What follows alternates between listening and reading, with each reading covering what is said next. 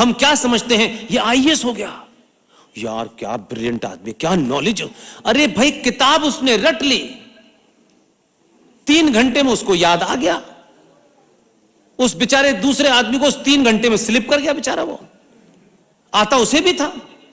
तो ये जो शिक्षा पद्धति जिसे आप आज देख रहे हैं, ये अंग्रेजों की बनाई हुई है, जो इस बात पर तय करती है कि क्लास में जो 17 नंबर जिसके आए हैं वो कमजोर है, अज्ञानी है, उसको आता नहीं है, और जिसके 100 आ गए वो ज्ञानी है। अब एक बहुत बड़े ज्ञानी का किस्सा सुनाता हूं, आपकी समझ में आ जाएगा। 1991 में सिंह साहब एक देश के प्रधानमंत्री थे। मैं उनके अभी क्षेत्र में होके आया, और जिस वक्त वो प्रधानमंत्री थे हम एक्टिव जर्नलिज्म में थे। उनकी सरकार गिरा दी, सरकार गिर गई, वो इस्तीफा देने गए। प्राइम मिनिस्टर ऑफिस से बाहर निकले, इस्तीफा हाथ में था, बोले मैं इस्तीफा देने जा रहा हूं। पावर कॉरिडोर में अच्छे अच्छे नहीं पहुंच सकते, प्राइम मिनिस्टर के ऑफिस से बाहर से राष्ट्रपति का रास्ता सबको पता है, आप देखेंगे तो। ये वो किस्सा बता रहा हूं जिससे आपको पता चल जाएगा कि आप किसको महान विजनरी समझते हैं।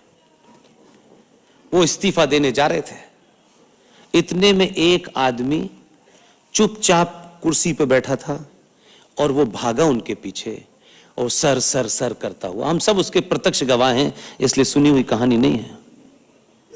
उनका क्या बात है, सर सर आप जा रहे हैं इस्तीफा देने, एक छोटा सा काम कर दीजिए सर, यूजीसी की पोस्ट खाली है, मुझे चेयरमैन बना दीजिए। चंद्रशेखर थोड़ा फक्कड़ किस्म के आदमी थे, उन्होंने कहा अच्छा। बोले कि यार ये तो काम एचआरडी मिनिस्टर के सिग्नेचर के नहीं होगा, मैं प्रधानमंत्री जरूर हूं। तो आधे घंटे के लिए बेचारे वो रुक गए, वहीं पे टहलने लगे। तो मीडिया ने खबर चलाई, चंद्रशेखर का मन बदल गया, अब इस्तीफा नहीं दे रहे, खूब चला ये सब।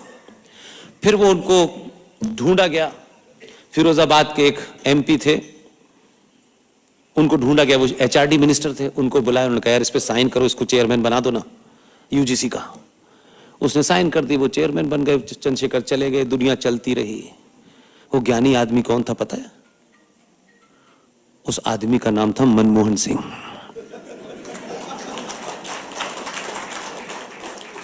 इसलिए डिग्रियां, ध्यान रखिएगा, ये बड़ी मिसाल छोटी मोटी नहीं दी है किसी के। डिग्रियां और मार्कशीट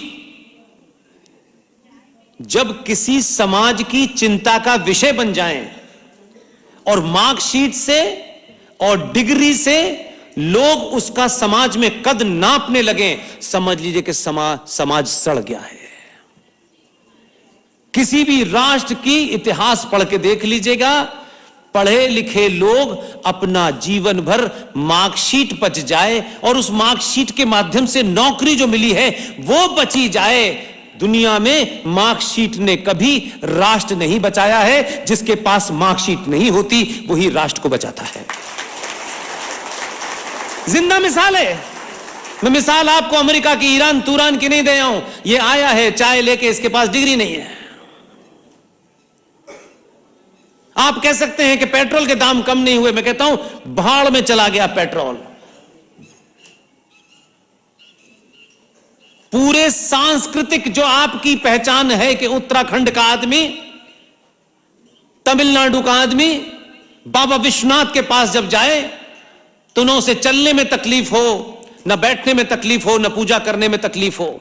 आज के युवक वहां जा सके इसलिए उसका जीर्णोद्धार किया, और जब तक वो पूरा होता तो उज्जैन पहुंच गया,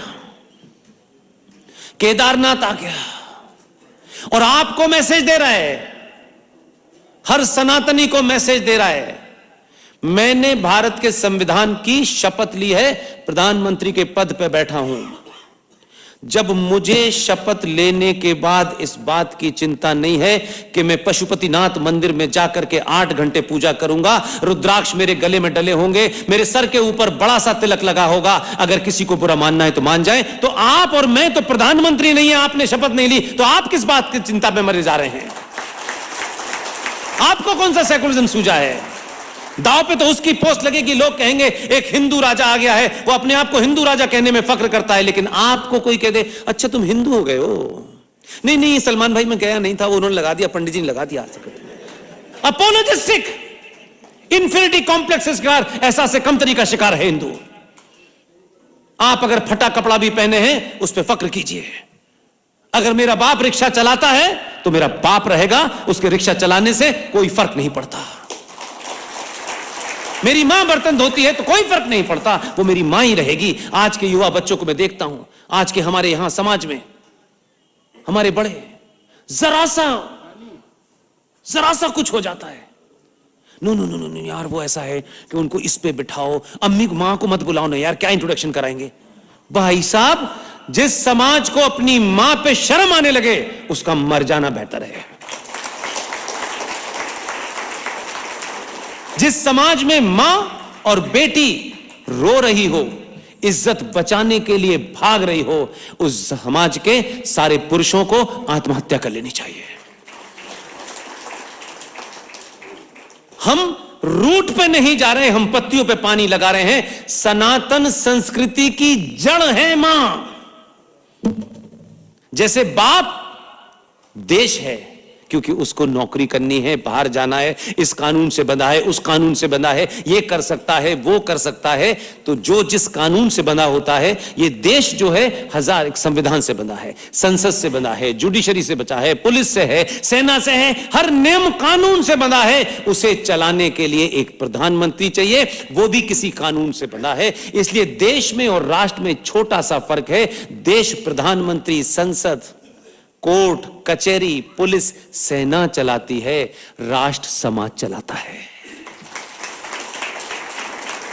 इसलिए मेरे मंदिरों की रक्षा अगर पुलिस करेगी तो फिर कोई मतलब नहीं है। यह पुलिस का काम नहीं है कि वह आपके मंदिरों की रक्षा करे। आप अपने पुरुषार्थ पैदा कीजिए और तय करिए कि एक भी मंदिर, सत्ता में कोई बैठा हो, किसी पार्टी का बैठा हो, एक भी सनातन का मंदिर सत्ता ने अगर ले लिया है तो आपकी सामूहिक शक्ति ऐसी होनी चाहिए कि शाम को मुख्यमंत्री नाक रगड़े कि मुझसे गलती हो गई है, मैं मंदिर वापस करता हूं। सिर्फ मंदिर ही लूटने की चीज है।